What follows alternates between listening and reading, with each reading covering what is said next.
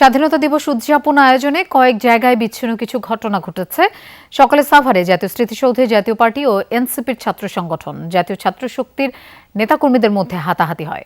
জাতীয় পার্টির নেতাদের অভিযোগ, মুক্তিযুদ্ধের বীর শহীদদের প্রতি শ্রদ্ধা জানানোর জন্য লাইনে অপেক্ষার সময় একটি গ্রুপ পরিকল্পিতভাবে তাদের উপর হামলা চালায়। অন্যদিকে জাতীয় ছাত্র শক্তির নেতাকর্মীদের অভিযোগ, পাল্টাপাল্টি স্লোগানের সময় জাতীয় পার্টির এক নেতা তাদের উপর চড়াও হয়।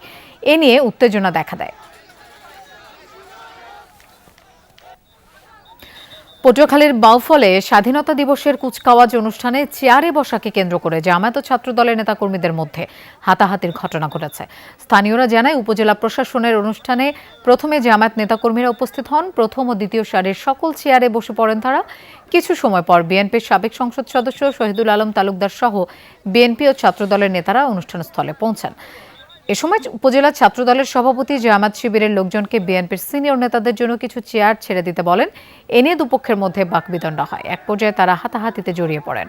পরে উপজেলা প্রশাসন ও পুলিশ পরিস্থিতি নিয়ন্ত্রণে আনে।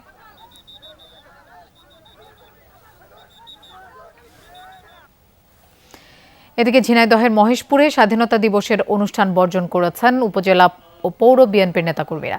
সকালে মহেশপুর হাই স্কুল মাঠ চত্বরে আয়োজিত স্বাধীনতা অনুষ্ঠানে এই ঘটনা ঘটে। প্রত্যক্ষদর্শীরা জানায়, উপজেলা প্রশাসনের উদ্যোগে আয়োজিত অনুষ্ঠানে স্বাগত বক্তব্য দেন ইউএনও খাদিজা আক্তার।